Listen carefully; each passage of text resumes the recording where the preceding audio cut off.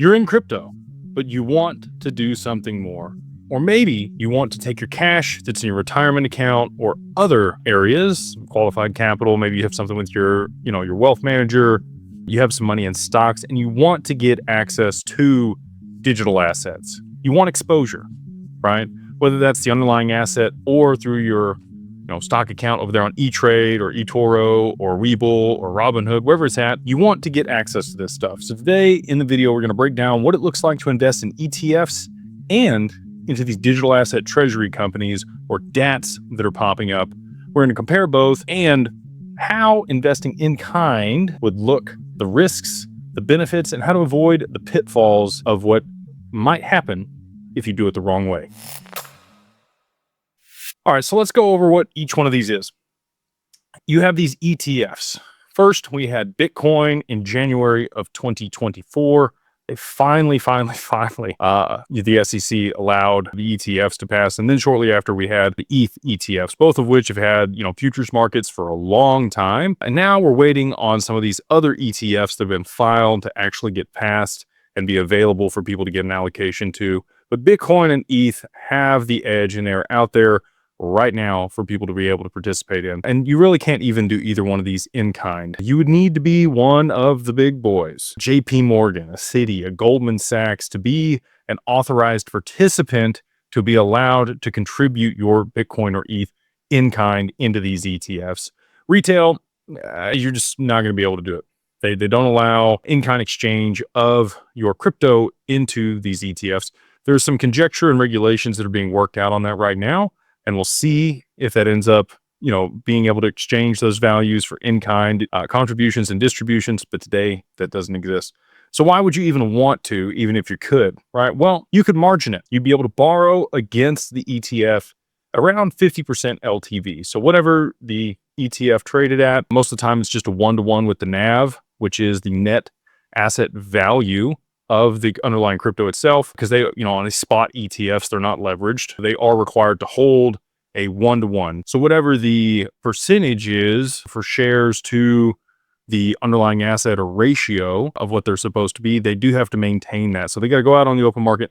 They got to buy more of whatever the crypto is, Bitcoin, ETH, XRP, Hedera, whatever the spot ETF actually is, to back those shares. And you would be able to margin that very easily and then take that margin from your stock account, invest in laddered treasuries or other strategies to potentially generate a yield, which you couldn't get today. If you're just holding the underlying asset, I guess you could go borrow against it at a reasonable LTV. The interest rate is going to be much, much better if you're borrowing against an ETF than, the bearer asset that is today. So that's a reason that you might do it, but you are going to pay some fees. Right. There's, I think the iShares ETF for Bitcoin there at BlackRock's like 25 bips or 25% of 1% on an annual basis. And they go all the way up to a little less than 1% annually on the fees. So you're going to be able to get a better interest rate. You are going to be able to borrow against it much easier, but you are going to be, paying a little bit to be able to do that. So is the juice worth the squeeze? That's up to you. But these do fit in retirement accounts. So if you had an IRA or a 401k, this is an easy way for people to get access and exposure to digital assets through either of those qualified accounts. And if you're working with a normal wealth advisor that's not Digital Wealth Partners, that works with you on your actual crypto and provides financial advice on your digital assets, most RIAs are not going to do that. They are going to, manage stocks in your portfolio and recommend an ETF if you do want exposure to crypto, because again, that's easy for them to allocate to, and they're going to be able to make their fees on top of that. But this does trade at a one-to-one, like I mentioned, to the NAV, which is net asset value of the underlying asset. There's not a whole lot of upside. You're not going to take additional leverage or get, cash flows or dividends off of this. And there is no way to use it in a DeFi protocol, or if you are Web3 native, to benefit from the DeFi that's out there for these assets, for both ETH and Bitcoin. And as we get other additional assets, you're not going to be able to take those to, Sushi Swap or stake it in Aave or Compound or do other things in liquidity pools with these assets. That's just going to be there in your stock portfolio. And this is great for people that just want exposure, but don't necessarily want to learn all the things that go along with digital assets. So great low risk way for people to get exposure through a traditional means to this asset class. So what about the treasury companies? Thank you to all the people that have shared the show in the past and are also going to do it right now. Now, this stuff is a little bit more fun, right? So DATs are the new thing that I'm seeing pop up. We were just at SALT, and a lot of people talking about digital asset treasury companies. You've got many people that have mirrored the strategy of MicroStrategy or Strategy B there with Michael Saylor. With Bitcoin, you now have Tom Lee with Ethereum and a few other people that have done treasury companies for Ethereum. I think you're going to see some other interesting treasury companies come up in the near future. You also just had BNB go live. Binance Coin, there's a company that's using that as their treasury. And so if you're bullish on a specific asset, I think you're going to start to see treasury companies that come up with a blend, kind of like an index of digital assets. But there are going to be people that are specific on one certain asset that they continue to double down on. And we'll see, how that works out for them over the long term. But DATs, here's the interesting piece. As a retail investor, you can contribute in kind to a digital asset treasury company if you are the seed investors in that company, and you can structure it in a way where you just get the asset back if they end up folding over time. So very low risk, a lot of upside if you're one of the initial investors in these companies and you're able to invest in kind with whatever asset they are aggregating before they do, merge with a publicly traded company on the NASDAQ. So you're going to be able to exchange your asset for the shares in the company. But you might ask, well, why would you even do that, right? Like most of the time, not your keys, not your crypto, you're giving up your asset to somebody else. Well, they're going to be able to generate additional value for you through a treasury company that you wouldn't necessarily get if you were just holding the underlying asset, especially if it's like Bitcoin and there's no DeFi or ways to generate, yield on chain. They could pay you a dividend for the shares or holding the shares in that treasury company. It's also probably going to trade at a premium or a discount, depending on how things go, right? So as long as the stock and they manage their liquidity well and they manage their risk well, they're not taking too much leverage. A lot of the time you're going to see these stocks or these DATs trade at a 1.5 to 2 times NAV in relation to the stock value. Right now, MicroStrategy is around a 1.8 to the NAV based on their share price and Bitcoin's actual value. So what does that mean? Well, if you had put Bitcoin in the beginning to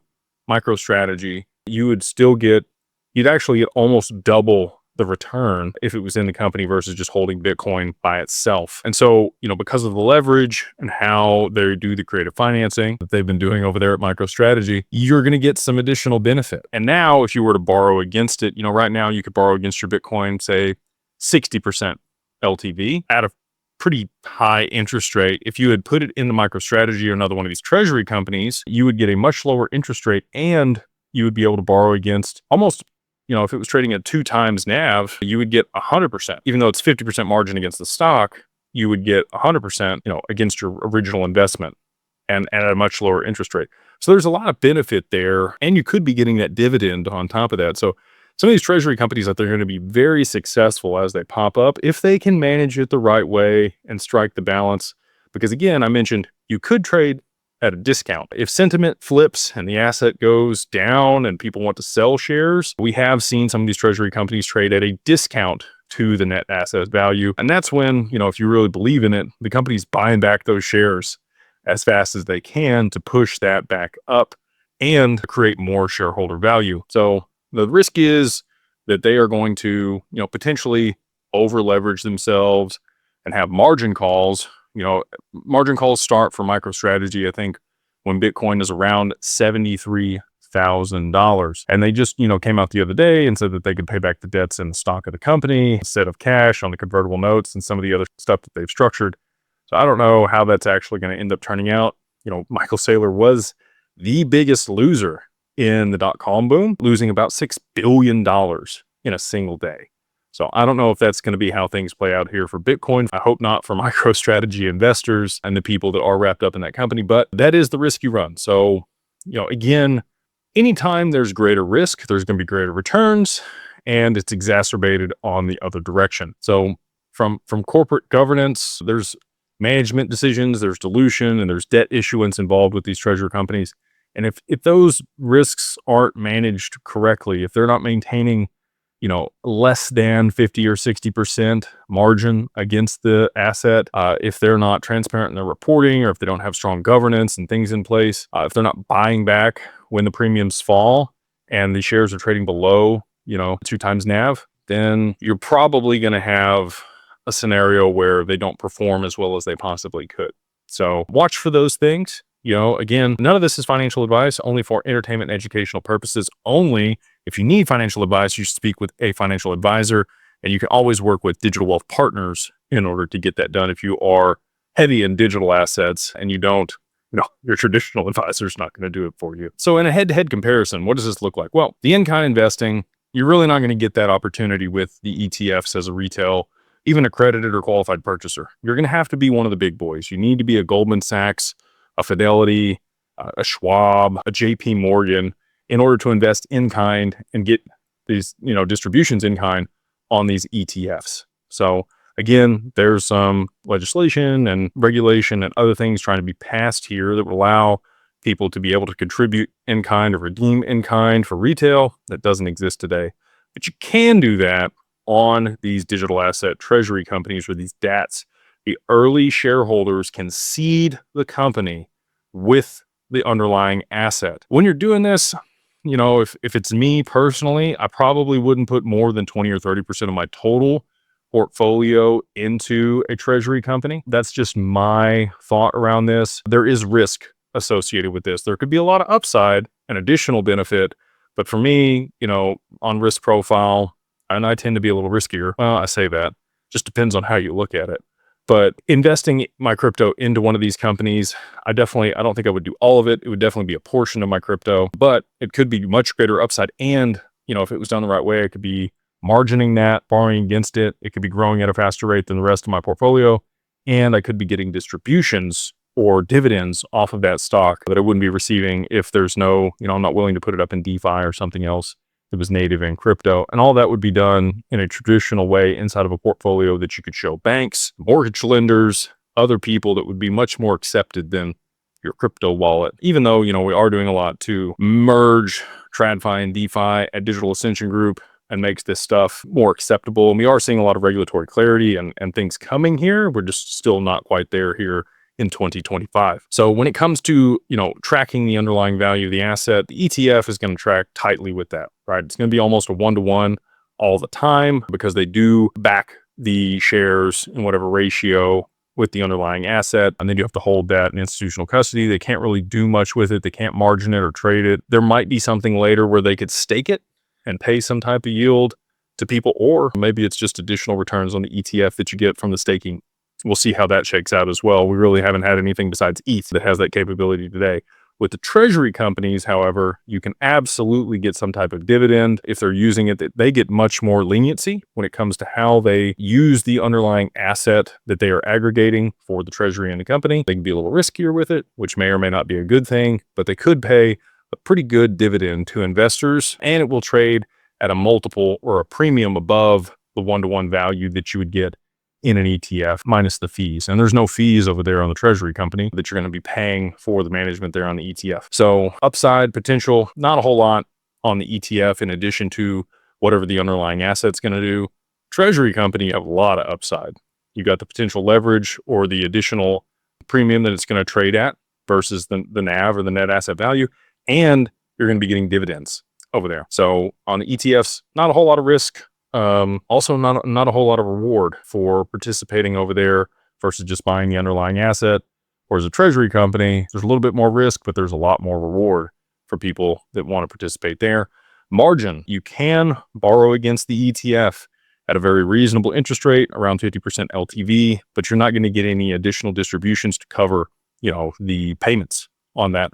Whereas with the treasury company, you absolutely could margin at 50% and continue to get the dividends. So you could be, kind of have your cake and eat it too on these treasury companies if they're structured the right way. There's a big if there. I think that some of these are, I don't know, we'll see how they work out. So when it comes down to it, I think there's a unique advantage for these digital asset treasury companies over the ETFs. Again, you could borrow 50% margin against either one. There's not going to be any additional yield on the ETFs, whereas the treasury company could be paying you dividends, and it's going to be trading at a premium above the NAV if you were to come in early and be one of those seed investors in a company. So you kind of, like I said, get your cake, you're long the asset, and it could trade at a really significant premium depending on the amount of leverage that the company was going to take. But you find yourself in a catch-22. These are volatile markets. So if it's up and to the right for these assets and it continues that direction because of some type of utility for the underlying asset over the long term, probably a really good way to exacerbate or grow those returns would be able to borrow against it and continue to compound buying the asset as much as you could. Where the problem lies is if it goes the other direction, if you have a sharp move to the downside or an extended bear market for these assets, because they have been cyclical in the past, there could be a lot of problems. Like I mentioned, MicroStrategy is around $73,000 per Bitcoin, where their average buy is. And because of the convertible notes and other structured products that they've used to raise the debt to acquire that Bitcoin, that might not end up working out for them. So at the end of the day, if you want clean, stable exposure, ETFs are the safe choice. And those are definitely available inside of qualified accounts, including IRAs and 401ks. We may get, traditional crypto inside 401ks. We just got the announcement the other day, but none of that infrastructure is there for retail. And I can tell you that because we're having to deal with it every day. Digital Wealth Partners building the inroads for this and blazing the trail for other wealth advisors in this area. But if you want that amplified upside, I think the in-kind investment into one of these treasury companies, if you got the opportunity to do it, would be a great way to multiply returns and get some dividends and better margin. Because if it's trading at an additional multiple over the net asset value, even if you're only able to borrow against it at 50%, you're actually going to get more than you would if it was on an ETF. Even if it was trading at a 1.5 or 2 over the net asset value, you're going to be able to margin a greater amount. So I think both of these are great opportunities. It just depends on what side of the fence you're on as far as risk tolerance and what you're looking to get out of the assets themselves. But smart investors probably have an allocation to both in their portfolio. If they do want a diversified mix of allocation to digital assets through traditional means, these are the two different vehicles I see in the short term that are going to allow people to do that. Let me know what you think in the comments below. Tell me about these treasury companies. Do you think they're all going to go bust? Do you think it's crazy? Do you want to see more ETFs come out for some other digital assets? If so, tell me which ones below in the comments. If you haven't yet, please like, subscribe. It does help the channel grow greatly. And we'll see you guys on the next one.